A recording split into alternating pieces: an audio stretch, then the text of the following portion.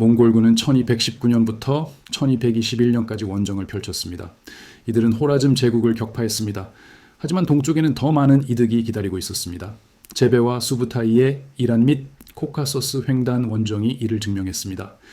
몽골 제국은 서서히 변화하고 있었지만 영토와 부에 대한 갈망은 여전히 강렬했습니다. 셀주크와 맘루크가 몽골군의 길을 가로막고 있었습니다.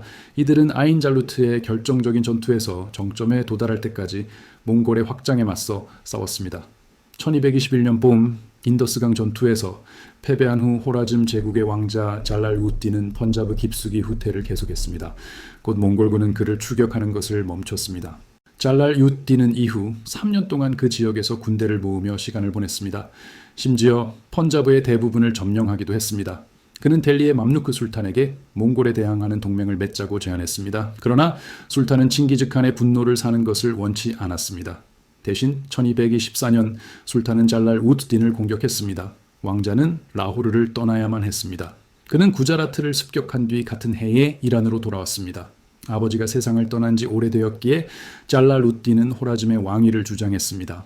이란과 코카소스는 몇 년 전 제베와 수부타이에 의해 약화된 상태였습니다. 따라서 그는 지역을 통합하는 데 큰 어려움이 없었습니다. 그는 아제르바이잔의 아타베그 정권을 멸망시키고 수도를 몽골의 손길이 닿지 않는 타브리즈로 옮겼습니다. 같은 해에 그는 시르반샤를 속국으로 삼고 조지아를 공격했습니다. 1226년 조지아군은 가르니 전투에서 패배했습니다. 그 후 트빌리시가 함락되었습니다. 도시의 기독교인과 무슬림 주민 모두가 학살당했습니다. 몽골은 1227년에 소규모 군대를 이란으로 보냈습니다. 하지만 잘랄우에띠는 레이 근처에서 그들을 격파했습니다. 이 지역에서의 그의 활동은 반발을 불러일으켰습니다. 룸셀주크의 술탄 카이쿠바드 1세, 아이유브 왕조의 술탄 알카밀, 킬리키아 아르메니아의 왕 헤툼 1세는 연합했습니다. 이들은 1228년에 잘랄우딘에 대항하여 연합군을 결성했습니다. 호라즘 군대는 에레반 근처에서 완패했습니다. 이 전쟁으로 잘랄우스딘은 약화되었습니다. 이란과 코카소스 전역에서 그에 대항하는 반란이 시작되었습니다. 데칸 우구데이는 이를 이용해 초르막한 휘하의 군대를 보냈습니다. 그는 다시 한번 이란을 정복하게 했습니다. 몽골군은 1231년 이란 중부 어딘가에서 샤와의 전투에서 승리했습니다. 잘랄우스딘은 몽골군의 추격을 받으며 현대의 터키 지역까지 후퇴했습니다. 결국 잘랄우스딘은 실반에서 암살당했고 호라즘 제국은 멸망했습니다. 셀주크, 킬리키아, 조지아는 데칸의 속국이 되었습니다. 몽골군이 동유럽 원정으로 바빴기 때문에 이후 10년 동안 이 지역에서는 주목할 만한 일이 거의 일어나지 않았습니다. 하지만 1241년 우구데이가 사망했습니다. 이 지역의 몽골 총독 바이주는 셀주크 술탄 카이쿠스로 2세에게 속국 서약을 갱신할 것을 요구했습니다. 술탄은 이를 거부하고 또 다른 몽골 속국인 조지아를 습격했습니다. 바이주는 셀주크군을 밀어내고 에르주름으로 징역했습니다. 도시로 보내진 사절들은 죽임을 당하지는 않았지만 모욕을 당했습니다. 그럼에도 에르주름은 함락되었고 주민들은 학살당했습니다. 몽골군은 조지아와 아르메니아에서 더 많은 병력을 모으기 위해 후퇴했습니다. 술탄 카이쿠스로 2세는 동맹국들에게 도움을 요청했습니다. 그는 니케아, 트라부존, 아이유브 왕조로부터 소규모 지원을 받았습니다. 십자군 중에서도 일부 용병을 모집했습니다. 3만 명 규모의 강력한 몽골군은 1243년에 셀주크 영토로 진입했습니다.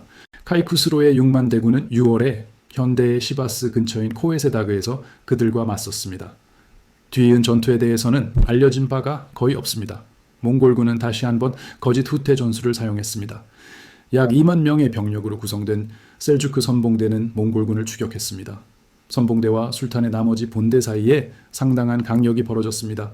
몽골군은 말머리를 돌려 셀주크군을 포위하고 격파했습니다. 술탄과 그의 고문들은 후퇴했고 셀주크는 다시 한번 몽골의 속국이 되어야만 했습니다. 몽골에서는 1251년에 뭉케가 데칸이 되었습니다. 그는 형제인 쿠빌라이와 훌라구에게 각각 중국과 페르시아의 관리 역할을 맡겼습니다. 1256년 훌라구는 10만 명 이상의 전사들과 함께 중동에 진입했습니다. 그는 호라즘 제국의 잔당들을 정복한 뒤 전설적인 하샤신 교단에 맞서 징역했습니다. 명성 높고 두려운 이 암살자들은 수십 개의 요새를 보유했습니다. 하지만 내분과 몽골군의 공성전, 전문 지식이 결합되었습니다. 이로 인해 암살자들은 막대한 피해를 입었습니다. 그들의 그랜드 마스터는 항복하고 모든 요새를 훌라구에게 넘겼습니다.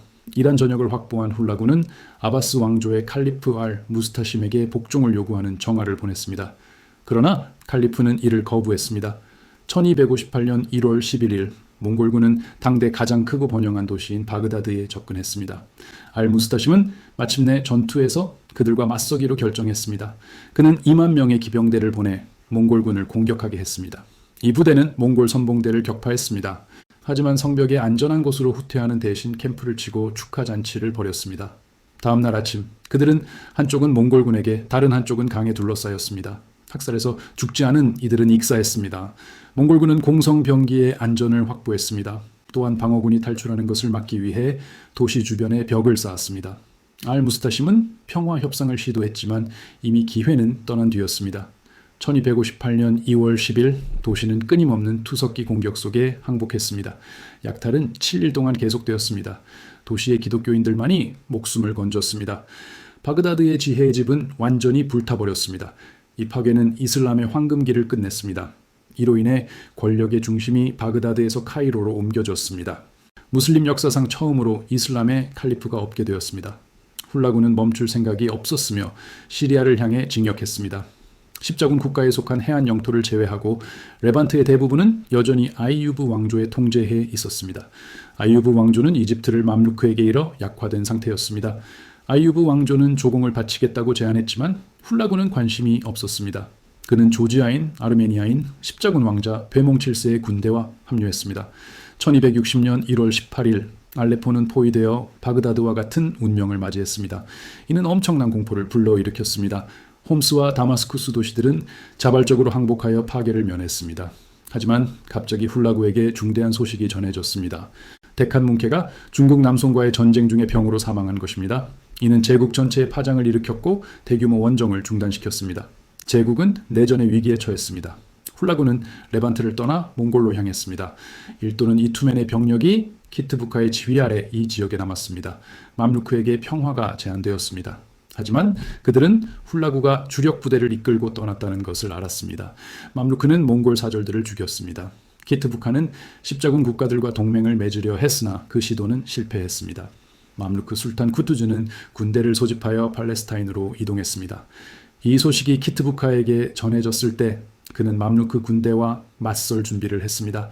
하지만 다마스쿠스에서의 반란으로 인해 발이 묶였습니다. 그 사이 맘루크군은 북쪽으로 이동하여 아클의 외곽에 진을 쳤습니다. 몽골 스파이들은 적군이 자신들보다 적어도 이 대일로 수적 우위에 있다고 키트부카에게 보고했습니다. 그럼에도 몽골 장군은 몽골인, 조지아인, 아르메니아인으로 구성된 약 2만 5천 명의 군대를 이끌고 다마스쿠스를 떠났습니다. 1260년 9월 초 그는 요르단강을 건넜습니다. 그는 아인 잘루트 마을 근처의 골짜기로 들어섰습니다. 전설에 따르면 다윗이 골리앗을 죽인 곳입니다. 몽골 기병대는 바이바르스가 지휘하는 맘루크 선봉대를 향해 돌격했습니다. 이 부대는 돌격에 무너져 골짜기 위로 도망쳤습니다. 키트부카는 추격했습니다. 하지만 사실 바이바르스가 후퇴하며 적을 유인하고 있었습니다. 몽골군은 자신들의 전술에 스스로 빠져들고 있었습니다.